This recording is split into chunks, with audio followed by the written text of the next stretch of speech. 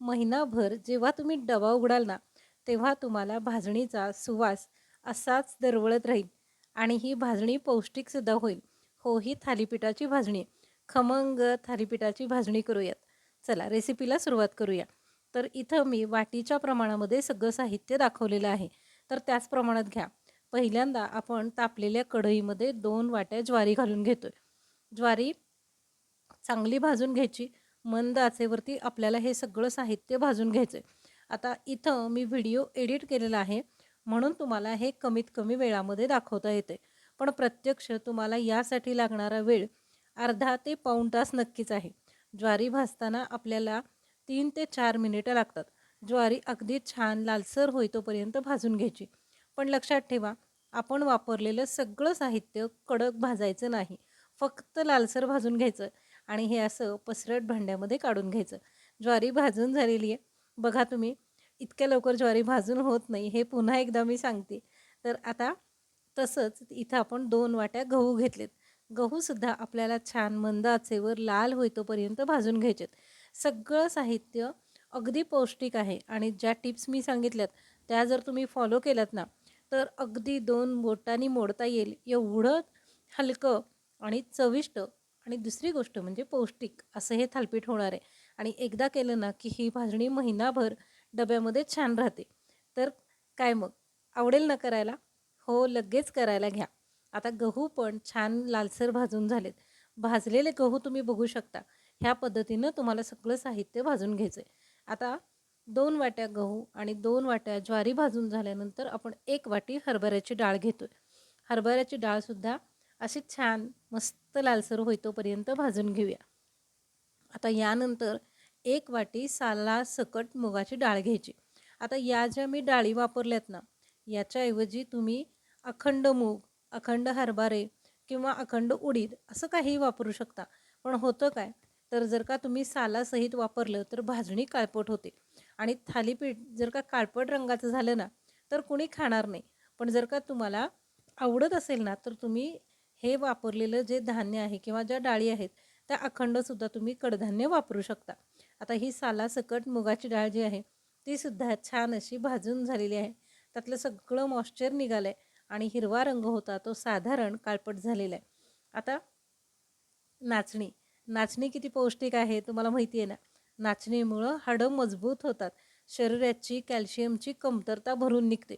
मग माझ्याकडे तर ना मी ज्या पदार्थामध्ये नाचणी वापरता येईल त्यामध्ये वापरतेच. तर आता ह्या थालीपीठामध्ये छुपी अशी ही नाचणी वापरलेली आहे. तर आता ही नाचणीसुद्धा आत्ता तुम्ही बघू शकता लालसर आहे. जेव्हा ती भाजून होते ना, तेव्हा नाचणीचा रंगसुद्धा काळपट होतो आणि असाच झाला पाहिजे. साधारण काळपट रंग झाला, की आपण नाचणी बाजूला काढून घेऊयात. आता बघा हं, हे थालीपीठ एवढं पौष्टिक, चविष्ट होतं ना, काही सांगूच नका. आणि दुसरी गोष्ट म्हणजे एक मी तुम्हाला अशी टिप सांगणार आहे, की ज्यामुळं तुमची शिळी आमटी आणि भाजी शिल्लकच राहणार नाही. हो, याच पिठामध्ये कशी सांगते चला. आता इथं ना मी मसूरची डाळ घेतली. मसूरची डाळ 1 वाटी घ्यायची. पहिलं जे धान्य आहे ना, ते आपण 2 वाट्या घेतलं होतं आणि नंतरच्या सगळ्या डाळी आपण 1-1 वाटी घेतलेल्या आहेत. आता 1 वाटी मसुराची डाळ, पहिल्यांदा केशरी रंगाची दिसणारी डाळ, भाजल्यानंतर हलकीशी पिवळसर म्हणजे आपल्या तुरीच्या डाळीसारखी दिसते. असा रंग बदलला, की ही सुद्धा डाळ आपण काढून घेऊयात. छान अशी ही मसूरची डाळ भाजली गेली. मसूरच्या डाळीचं वैशिष्ट्य असं आहे, की त्याची चव छान असते आणि ही डाळ पचायला अगदी हलकी असते.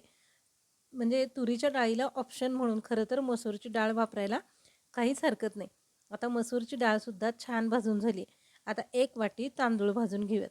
तांदूळ यापैकी म्हणजे तांदूळच असं नव्हे तर कुठलंही धान्य आपण धुवून वाळवून घेतलेलं नाही. सगळं धान्य कोरडंच हलकंसं टॉवेलनी पुसून घ्यायचं.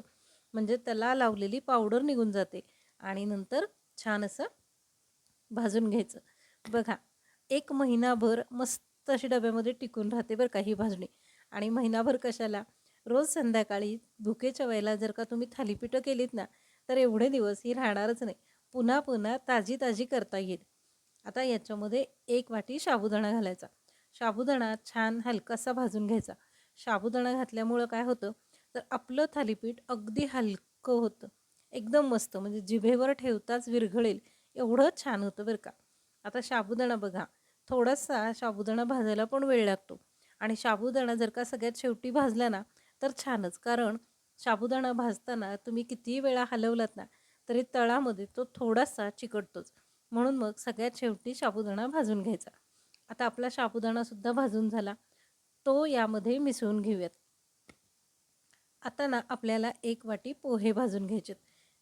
हे पोहे आपले कांदे पोहे असतात ना, तेच पोहे घ्यायचे आणि हे तोपर्यंत म्हणजे आकसतात कढईमध्ये घातल्यानंतर. असे झाले की पोहे भाजून झाले असं समजायचं. आणि भाजत असतानाच भाजणीचा जो सुगंध पसरतो ना, आहाहा! ही भाजणी आता छान मस्त अशी एकत्र करून घ्यायची. आता इकडं आपले पोहे पण भाजून झालेत, तर ते पोहे घालून घेऊयात आणि याच्यामध्ये आपल्याला घरामध्ये असणारेच चविष्ट असे मसाले घालायचे आहेत. तर छान पोहे भाजून झालेत. आता काय करूया माहिती आहे का? तर पहिल्यांदा अर्धी वाटी धने घ्यायचे. धने छान लालसर होईतोपर्यंत आपल्याला भाजून घ्यायचे. पण धने भाजत असतानाच त्याच्यामध्ये 4 वेलदोडे, 8 ते 10 लवंगा आणि 8 ते 10 काळी मिरी, हे मसाले आपण घालून घेणार आहोत. या मसाल्याची चव खूप सुंदर येते बरं का. मस्त एकदम चविष्ट आपलं थालीपीठ होतं. आणि थालीपीठ करताना मग गरम मसाला किंवा इतर कोणतेही मसाले अजिबात घालावे लागत नाहीत. फक्त याचं प्रमाण एवढंच ठेवा. कारण मिरे जर का जास्त झाले तर थालीपीठ जास्त तिखट होतं. म्हणून मग मिरे, लवंगा अगदी मापामध्ये घालायच्या. म्हणजे याचा सुगंध जो आहे ना तो खूप छान येतो. कोणाकोणाला आपल्या आईची किंवा आजीची आठवण झाली, मला कमेंट करून सांगा बरं. कारण पूर्वीच्या काळी अशीच थालीपीठाची भाजणी घरोघरी केली जायची आणि ही करून ठेवलेली भाजणी जी आहे ना, याचंच थालीपीठ छोट्या भुकेच्या वेळेला मिळायचं. म्हणजेच केव्हा? जेव्हा मॅगी, पिझ्झा, ब्रेड असं काही खाण्यातच नव्हतं त्यावेळी. तर हा पौष्टिक पदार्थ आता करूयात. भाजणी छान तयार झाली, गार झाली की दळून घेऊयात. आता दळून झालेलं हे पीठ आपल्याकडं तयार आहे. मी तर आता हे डब्यामध्ये भरून ठेवले. आता डब्यामधलं पीठ घेऊयात. जेवढं हवं ना तेवढं घ्यायचं. एका वाटीत 1 माणसापुरतं थालीपीठ तयार होतं. मला ना मध्यम आकाराची 4 थालीपीठे लावायची आहेत. मग बरोबर 4 वाट्या मी इथं पीठ घेतलेलं आहे. आता याच्यामध्ये ना पुन्हा आपल्याला अगदी थोडंसंच साहित्य वापरायचं आहे. म्हणजे चवीपुरतं मीठ, चवीपुरतं तिखट, नंतर हे बघा हे लाल तिखट. तुम्हाला जेवढं तिखट हवं ना तेवढं तिखट घालू शकता. आणि आता पुढं जाऊन तुम्हाला मी थालीपीठ लावण्याची एकदम वेगळी पद्धत दाखवणार आहे. मला नाही वाटत की या पद्धतीनं तुम्ही कधी थालीपीठ केलं असेल. तर आता मीठ घालून घेऊयात, तिखट घालून घेऊयात आणि त्यानंतर घालूयात पांढरे तीळ 1 चमचा आणि आता गरजेनुसार पाणी घालायचं. पण त्याआधी बारीक चिरलेला कांदा घालून घ्यायचा. कांदासुद्धा भरपूर असा घाला. मध्यम आकाराचे 4 कांदे मी घातलेले आहेत आणि नंतर चिमूटभर हळद घालायची. आता पाणी घालायचं आणि थोडं थोडं करत पिठाचा गोळा मळून घ्यायचा. जसं आपण भाकरीचं पीठ मळतो ना, तसंच हे पीठ आपल्याला आता मळून घ्यायचं आहे. मुलं ना एकदम खुश होतात आणि अगदी पोटभर होतं. म्हणजे एकाच थालीपीठामध्ये एका वेळचं जेवण भागेल एवढी भूक भागते आणि सगळे पोषण तत्व पोटामध्ये जातात. आहे की नाही मस्त असं हे खमंग थालीपीठ. तेव्हा नक्की करून बघा बरं का. आणि थोडासा गारठा पडला की नाही की गरम गरम थालीपीठ, त्याच्यावरती लोणी किंवा तूप आणि सोबत लिंबाचं लोणचं, दही जर का असेल ना तर मस्तच, बाकी काही लागतच नाही.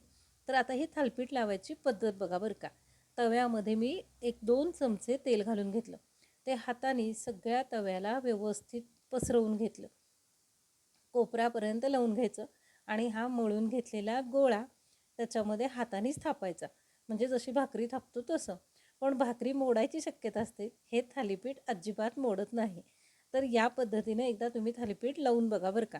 आणि हाताच्या फक्त बोटांचा वापर करून तवा फिरवत फिरवत मस्त असं हे थालीपीठ लावायचं. बघा मस्त थालीपीठ तयार झालं. आता ना याला बोटाने छोटे छोटे होल करून घ्यायचे आणि नंतर याच्यामध्ये सुद्धा थोडंसं अगदी 1 बोट तेल लावायचं. अजिबात भाजणी थालीपीठ कुठंही चिरडत नाही आहे. या अर्थी भाजणी छान झाली. पीठ छान मळलं गेले. आता बघा या थालीपीठामध्ये मस्त असं पोट भरतं बरं का. चला तर मग ही हिवाळ्याची रेसिपी तुम्हाला कशी वाटली ते मला सांगा आणि आवडली असेल ना तर कमेंट करून सांगा. आता हे थालीपीठ जे आहे ना ते अगदी मंद गॅसवरती मी 1 मिनिट ठेवलं होतं. 1 मिनिटानंतर वरचं झाकण जे आहे त्याला वाफ लागते आणि तडतड वाजतं.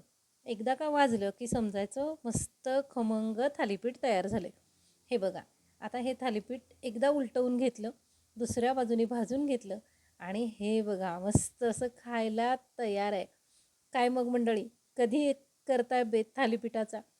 या थालीपीठासोबत एक लाईक पण होऊन जाऊ देत.